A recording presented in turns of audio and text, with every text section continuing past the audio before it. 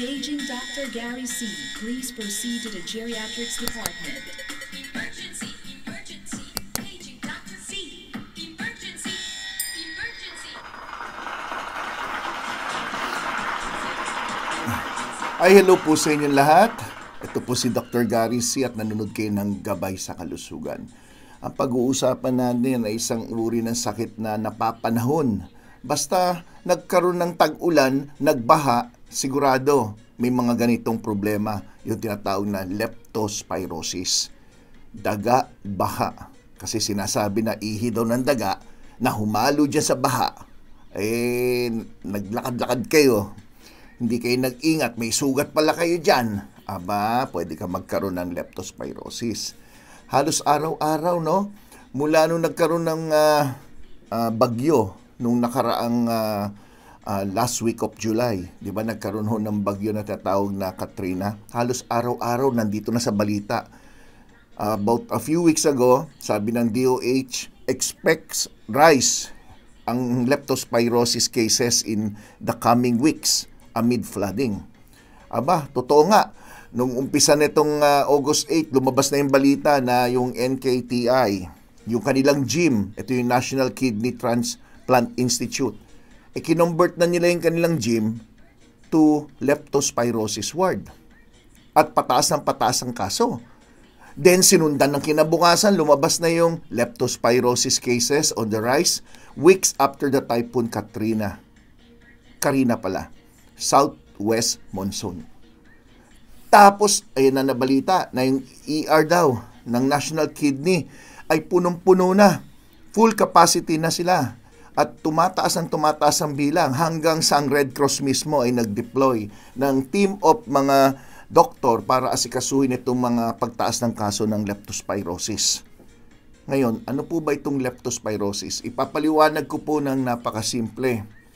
Kailangan pakinggan nyo, intindihin nyo at i-share nyo po ito sa lahat ng mga kakilala nyo. Lalong-lalo na nung panahon ng bagyo at nagbaha, inabot yung bahay, okay, yung kalye nila at lumalabas sila ng bahay. Medyo yung ibang mga bata, tuwan-tuwa pa . Ang masama, pati yung mga matatanda, tuwan-tuwa, nagsuswimming.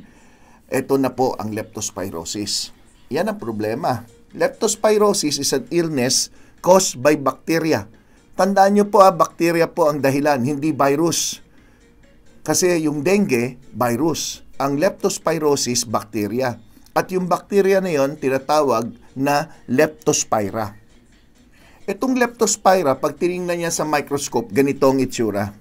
Baka akala nyo, ano yan, buwan? Hindi po. Pag minagnify pa natin yan, ito po magiging itsura. Yung leptospira bacteria, tingnan nyo po. Parang sinulid, no? Parang sinulid. Pero, di ba napansin nyo, ang pangalan leptospira, spira, galing doon sa salitang spiral. Alam niyo yung spiral? Spiral na hagdanan, umakit ka ng hagdanan na paikot, di ba? Spiral. Kasi ang leptospira ay fine spiral bacteria na tinatawag na spirochetes. At ito ay itsura na ito, paikot-ikot-ikot na may central body na nakahook sa isa't isa, nakaduktong, na nababalutan sila ng tinatawag na envelope. Yan yung parang parang nagbibigay ng protection para hindi sila madaling matigok yung envelope na tinatawag. Ano ngayon yan? Paano ka nagkakaroon? Nagkakaroon ng leptospirosis ang isang tao pag ito ay kung ang tubig o yung soil, lupa, ay contaminated na mga ihi ng animal, lalong-lalo na ng daga. Pero hindi lang daga. Baka kala nyo daga lang, hindi lang daga. Mamaya, ipapaliwanag ko. At itong tubig na to o itong soil na contaminated ng ihi ng daga o anumang hayop ay pumasok sa inyong ilong, sa inyong bibig, sa inyong mata, at sa inyong mga balat na meron pong sugat. At may isang nabasa ako, even sa private parks. Di ba pag nalublob kayo, hanggang dibdib, di nabasa yung private parks ni mami at ni daddy, di ba? Pwede rin po na yun ang entry ng tinatawag na bakterya. So, ang leptospirosis ay parang meron kang trangkaso, parang linalagnat-lagnat. Pero ang pinakamalas o pinakamasama na pwedeng hantungan nito ay magkaroon ka ng tinatawag na Wells syndrome. Yan yung severe leptospirosis, life-threatening. Kadalasan, yung mga minamalas-malas na mga mailan-ilan na pag sila ay nagkaroon nitong Wells syndrome, kadalasan umaabot sa kamatayan. Yan na yung mga tao na pag hindi na dialysis agad, magkakaproblema. Nadali ang atay, nadali ang kidney at iba pang vital organ. Ngayon, ang leptospirosis ay kilalang tinatawag na zoonotic disease. Zoonotic, di ba? Animal. Ibig sabihin, nagkakaroon ng tao ng infeksyon dahil sa gawa ng animal. Okay. Hindi tao sa tao. So kung may leptospirosis ako at may katabi ako na walang leptospirosis, hindi ko siya mahawaan.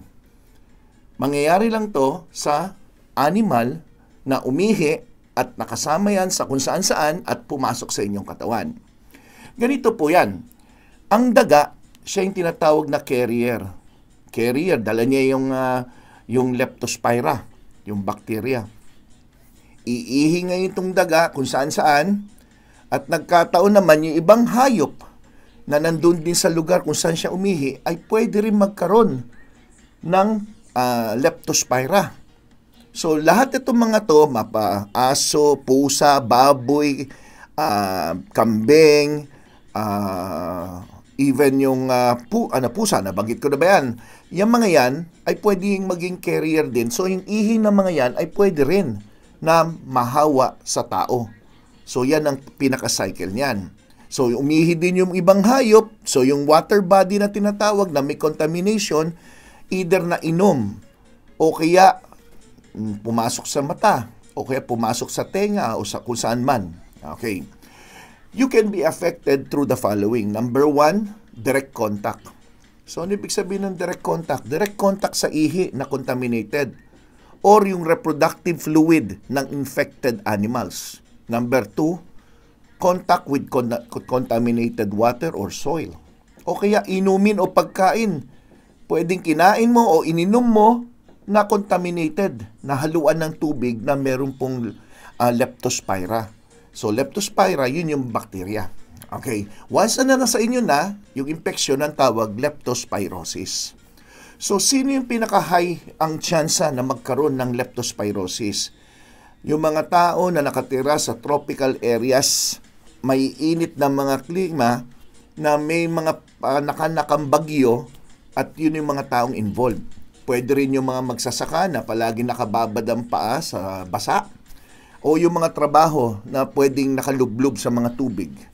Yan yung pwede magkaroon. So, ang leptospirosis ay may tinatawag na phases. Kumbaga, phase 1, phase 2. Kumbaga, step 1, step 2. Yung phase 1, ang tawag leptospirosis, na pwede ka magkaroon ng phase 1 na tinatawag na leptospiremic. Ito yung acute phase.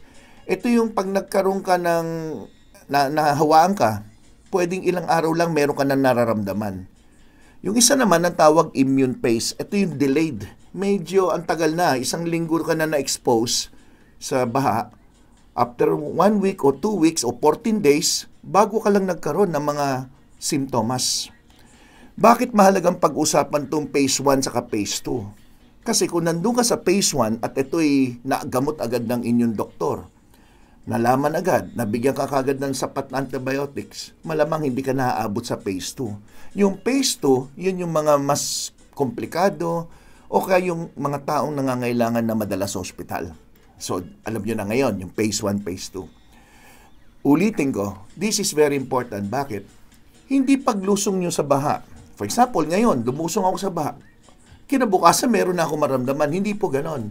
Kadalasan, mga 3, 4, 5 days bago ka makaramdam na parang linalagnat ka, parang wala kang ganang kumain, nangihina. So, yung iba akala nila, ay, lumusong ako. Ay, okay lang, hugas lang. Okay, kinabukasan, okay naman ako, wala akong problema. Kaya hindi pwede tayo magbakasakali. Kaya may tinatawag na gamutan na prophylaxis. Ano ibig sabihin nun? Napalusong ka, wala ka namang kasiguraduhan na meron kang infeksyon. Bibigyan ka na ng antibiotic pang prevention na magkaroon ka. Yan. You may have mild symptoms or no symptoms during the leptospiremic phase. Some people develop severe symptoms in the immune phase o yung phase 2 na. So di mas maganda kung phase 1 pa lang, nakapagpatingin na kayo dahil napakadaling gamutin ng leptospirosis. At yung gamot naman na iniinom dito, hindi naman ganun kamahal at libre nga to sa mga health center. Yung leptospiremic phase, during this phase, tinatawag din to na septicemic phase, no? Ito yung parang pakiramdam mo meron kang trangkaso na nag-umpisa 2 or 14 days, within 2 to 14 days after nagkaroon ka ng infeksyon. Yung phase na to, yung bacteria nasa dugo nyo. Papunta pa lang yan sa mga organs nyo. Ibig sabihin, nandiyan pa lang sa dugo, hindi pa umaabot o hindi pa nakakasira sa ibang organ tulad ng bato at saka ng atay. So, pag dito pa lang nabigyan ka na ng tamang gamot, ayos na. Blood test will show signs of infection. So, may mga test na pwedeng gawin para makita kagad kung meron kang ganitong infeksyon. Sa immune phase, ito na yung medyo pangit. Kasi pag nandun ka na sa immune phase, ito po yung bacteria ay pwedeng umabot na sa inyong bato. Kaya yan ay tinetest yung ihi nyo, nakikita na yung mga bacteria. So, itong phase na to, hindi lang nasa dugo, umabot na, move from your blood going to your organs. So, ang immune phase, urine test, makikita nyo, positive na yung bacteria sa urine test. At may makikita kang antibodies na lumalaban yung katawan nyo. So, dun mo makikita rin yung leptospira in your blood during this time. Ang immune phase, small number of people lang ang nagkakasakit ng ganito. Hindi lahat ng tao nagkaroon ng leptospirosis, umaabot dito sa tinatawag na immune phase. Kadalasan na gumagaling agad pag nabigyan kagad ng antibiotics. Ang internal organ mo na pwede magkaroon ng bleeding pag ito'y nasa Wills syndrome, pwede ka magkaroon ng kidney damage.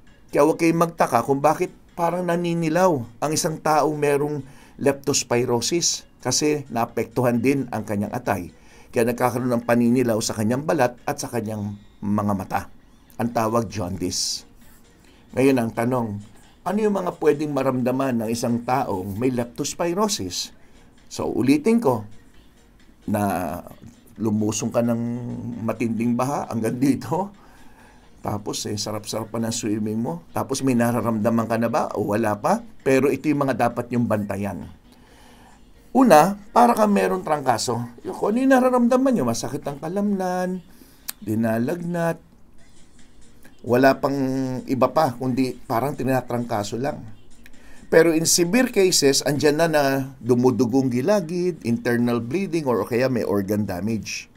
So ito yung mga babantayan nyo. Number 1, high fever. Number 2, namumula ang mata or conjunctivitis or red eyes. Number 3, matinding pagsakit ng ulo na nangyayari din sa mga taong tinatrangkaso. Chills o panlalamig, masakit ang kalamnan, masakit ang tiyan, naduduwal o nasusuka, yung iba nagtatae o nagdadayariya, naninilaw yung mata at ang kanyang balat at may mga rashes. Ito yung mga symptoms na dapat yung bantayan pag kayo po ay may history na sumugod sa baha. Ngayon, pag severe case, yung severe leptospirosis o yung tinatawag natin na Wills syndrome, symptoms na to usually mag-start 3 to 10 days later. Ibig sabihin, hindi ora-orada, no? So, ano yung mga babantayan nyo pag severe leptospirosis symptoms? Ito na. Umuubo at naglalabas ng dugo. Hemoptysis. Coughing up blood. Number 2, masakit ang dibdib. Nahirapang huminga. Yung paninilaw ng balat at mata. Yung mapapansin nyo, ang dumi nyo kulay itim. Parang charcoal. Ang ihi nyo ay may bahid ng kulay pula o kaya may dugo talaga na aktual na nakikita, hematuria. May lecture po ako tungkol sa hematuria. Decrease in the amount of urine. Wala na kayong urine output. Either konting-konti o wala, hindi kayo makaihi. Maaaring sign of dehydration or kidney failure na yan. Flat o kaya red spots on your skin that look like rashes o PTK. Pag sinabing PTK, parang may pasa-pasa, parang ganyan. Kung kayo nagpa-injection halimbawa at kinunan kayo ng dugo, di ba napansin nyo nagkakapasa-pasa, parang ganyan ang nakikita. Paano madadiagnose? Ano mga test ang dapat gawin? Una-una, pagpunta nyo sa doktor, edi may history kayo, tatanungin kayo ba'y binahan nung nakaraan?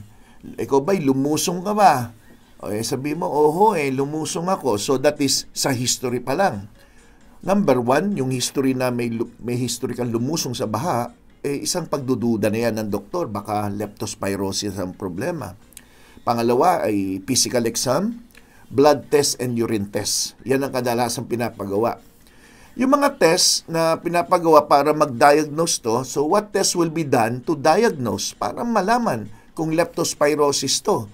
Number 1, sa blood and urine test, kukunin yung sample ng dugo nyo at ihi, titingnan kung meron po kayong leptospira o mismong bakterya. Number 2, imaging. Yung imaging tulad ng chest x-ray, lalo na kung hirap kayong huminga, tulad na nabanggit ko, may tightness ng chest, o kaya pa CT scan, o kaya MRI, para malaman lang kung na-damage din ang inyong mga organs. Lungs o kidney, makikita po dyan. So ano yung usual na gamutan? Very important. Sa lahat ng papaliwanag ko, gusto ko pakinggan nyo po itong part na to. Management and treatment. Ito po. Usually, bago natin gamutin yung pasyente, alamin muna natin yung exposure risk ng pasyente. Ilang beses ka ba lumusong? Isang beses lang po. May sugat ka ba sa paa? Wala po. Ibig sabihin, low risk ka. Ibig sabihin, maliit ang tsansa na magkaroon ng leptospirosis. Tinanong ka ulit, may sugat ka ba sa paa? O kaya may mga galos ka sa balat? Ay, opo, meron po. Nung ikaw ba'y lumusong, medyo sa sobrang lalim, ikaw ba'y nakalulon? May pumasok bang tubig baha sa bibig mo? O kaya sa mata mo ba'y naibabad mo ang tenga mo?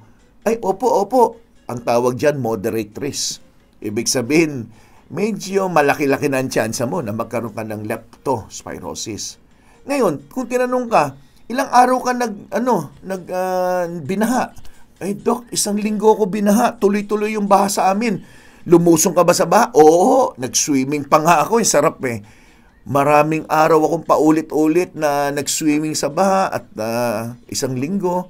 Ikaw ba'y nakainom ng tubig baha? Ay, hindi maiwasan pag nag-swimming, di ba? Makakalunod. Nako, ikaw ay high-risk exposure. Ibig sabihin, ang laki-laki ng tsansa talaga na magkaroon ka ng leptospirosis. Based on low-risk exposure, moderate risk, and high-risk exposure, ito na po yung mga binibigay na gamot. Kung mapapansin nyo, may green, may light brown, at may konting light pink sa dulo, di ba? So, ang nakalagay dyan na antibiotic, yung pinaka first line ay yung binibigay dito sa Pilipinas ay yung doxycycline. 100 milligrams capsule. Okay. So 100 milligrams yung capsule na yan at ganito po ang pag-inom. Kung low risk ka, sabihin, wala naman sugat, 1 beses lang naman lumusong, ayaw natin mag-take ng risk, bibigyan ka na rin ng doxycycline. Ang ibibigay sa iyo, 2 capsule, 1 inuman lang. 1 beses ka lang inom, 2 sabay. Bali 200 milligrams. At dapat na inom mo yan sa loob ng unang araw hanggang pinaka-maximum 3 araw nung ikaw ay lumusong sa baha. Yan na, malinaw ha. Ulitin nyo po yan. Basta lumusong ka sa baha, uminom ka na yan, ang tawag prophylaxis. Parang makaiwas lang na magkaroon ng leptospirosis. Nandun ka ngayon sa moderate risk, halimbawa, yung may sugat ka, lumusong ka. Ang bibigay sa'yo, ganun din. Doxycycline, 100 milligrams, pero 2 capsules kada inom, total of 200 milligrams. Ang inom nito dapat within the first day, second hanggang third day. So pag lumampas na sa third day, fourth day, fifth day, huli na. Kung talagang magkakaroon ka ng leptospirosis, huli na yon. Kaya dapat sundin nyo tong payo na dapat on the first day, pinakamatagal na yung third day, nakainom ka na. At ang inom, pag ikaw ay moderate risk ang exposure, ang inom niyan, 2 capsules sa loob ng 3 araw hanggang 5 araw. So 3 to 5 days. Depende kung may nararamdaman ka na during the time. So pwedeng 3 days mo na or 5 days, depende sa nararamdaman mo. Kung meron ka ng mga nabanggit ko kanina. Lalo na kung linalagnat. Kung high risk, andun na tayo sa pinakalas. high risk exposure. Itong inom. 2 capsules, lahat sila puros 2 capsules o 200 milligrams lang per day. Pero ito, isang linggo mong iinumin. 2 capsules sa umaga, kung sa umaga, tuloy-tuloy yan. Every morning for 7 days. Minimum of 7 days. Hanggang sa hindi ka na ma-expose sa baha. Kasi hanggang na-expose ka sa baha, you might have to take it continuously. Yan. Ngayon, namnamin nyo yan, intindihin nyo yan, kasi importante yan. Most of this, hindi na natuturo ng doktor. Kaya baka mamaya, sasabihin nyo, hindi nagpaliwanag. Ito, pinapaliwanag ko na po. Ngayon, may mga warning din. Una, hindi porket uminom ka ng gamot o antibiotics, siguradong 100% na hindi ka na magkakaroon ng leptospirosis. Tandaan niyo yan, depende sa dami ng bakterya na pumasok, depende rin sa immune system nyo, kung malakas kayo o mahina. So, depende ang gamutan sa pangangatawan nyo rin. Okay. Number 2, ang deoxycycline ay hindi advisable inumin kung ang isang babae ay buntis, nagbe-breastfeeding o nagpapasuso, at ang edad ay less than 8 years old. So, itong gamot na to, binibigay sa 9 years old and above lamang. Kaya kung may bata, 1 year old, 2 years old na nalublob sa baha, hindi pwedeng ibigay itong gamot na to. Pumunta sa pediatrician para mabigay yung nararapat na gamot para sa kanya. And lastly, kumonsulta kayo sa inyong doktor para maresetahan kayo ng gamot na to. Kasi hindi po nabibili ang antibiotics over the counter. So, kailangan pumunta kayo maski na sa health center. Dahil sa health center, binibigay po itong mga gamot na ito. Generic name po yung deoxycycline. Okay. So, paano i-manage? Shortcutin na natin. Number 1, antibiotics. Bakit antibiotics? Kasi ang antibiotics is antibacteria. Ulitin ko, kasi nagkakamali tayo sa virus sa bacteria. Ang virus tulad ng dengue, hindi mo binibigyan ng antibiotics. Antiviral ang binibigay mo kung kinakailangan.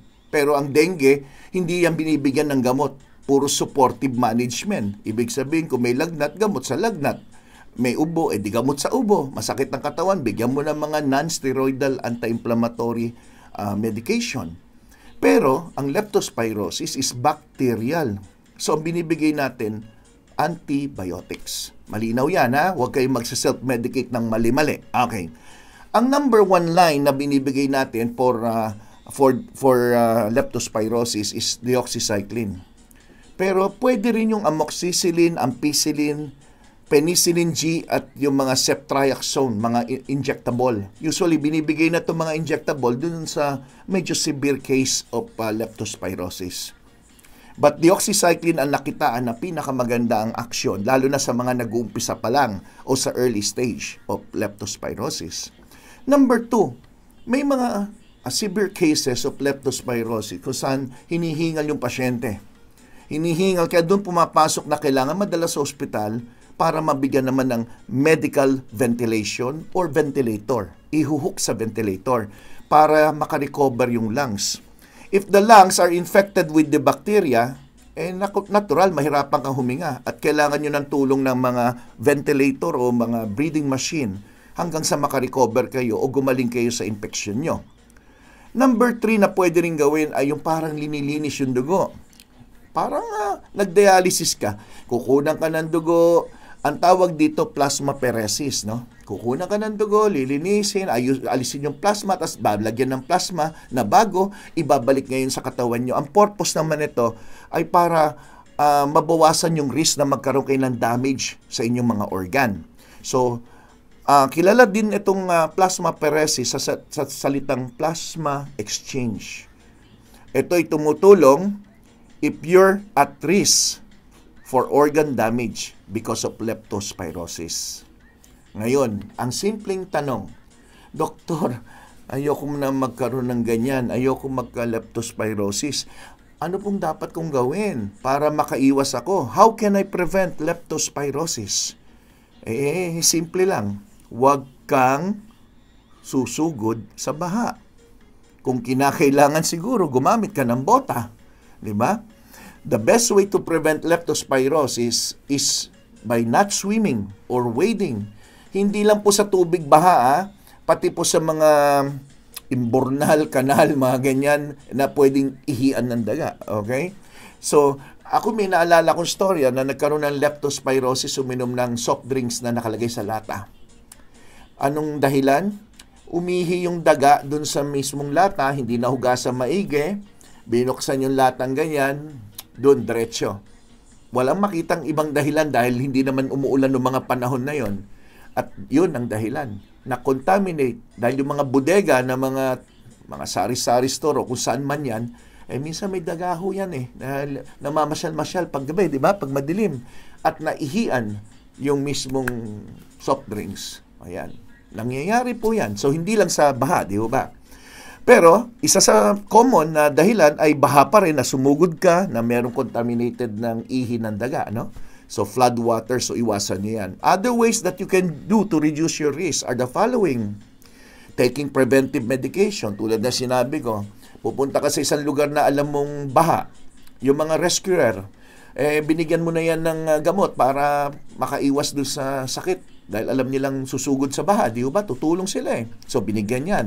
O kaya magta-travel ka sa isang lugar na alam mo naman madalas umuulan, pwede ka rin mag-prophylaxis na yan to avoid na magkasakit ka. Yun ang ibig sabihin ng prophylaxis. Avoid animals that could have leptospirosis. Wearing protective clothing and shoes, importante rin, lalo na kung nag-work kayo sa mga paligid ng mga hayop, di ba? Yung mga nagsa-farm. Wearing protective shoes, clothing, at make sure na yung contact nyo sa water or soil na contaminated ng water mas minimal. Huwag ko kayo masyadong ma-expose sa mga ganyan. Avoid water sports and swimming in lakes and rivers after flood. So kung nagkaroon ng baha, di ba, saan ba yun? Sa parang Marikina ba yun? Umapaw, tapos pwedeng yung pag-apaw na yan, di nawala na yung baha, nag-swimming ka doon saan ba tao? Estero doon o kung saman. Ayun, pwedeng magkaroon ka. Drinking only treated water. Make sure huwag kayong inom basta-basta ng tubig kung saan galing. Baka hindi malinis yan, contaminated din. Wearing gloves if you have to touch dead animal. Yan, mahilig kayo, di ba, maghawak ng kung ano-ano. May nakita kayong pusa o asong patay sa kali. Hinawakan nyo, yung pala, contaminated din. So, don't touch them without using your bare hands. Make sure na magguantes kayo, ha? And cover nyo po yung mga open wounds ninyo sa paa. Lalo na kung alam nyong walang choice, kailangan sumugod sa baha, kailangan takpan nyo yan ng mga waterproof dressing. May nabibili pong ganyan na pag may sugat ka, may parang cellophane yan. Pag dinikit mong ganyan, talagang hindi makakapasok ang tubig. Maski ilang araw, nakadikit nandun yun, maligo ka, hindi matatanggal yon. So, magandang gumamit kayo ng ganon. Okay? Haba ng paliwanag ko. Sana naintindihan nyo at nagustuhan nyo dahil ingat po kayo dahil ang dami pong kaso ngayon. And I'm very sure within this week, pataas ng pataas ang mga i-report na ganyan. Kasi ilang linggo na nakaraan, di ba? Nung nagkaroon ng matinding baha. Okay?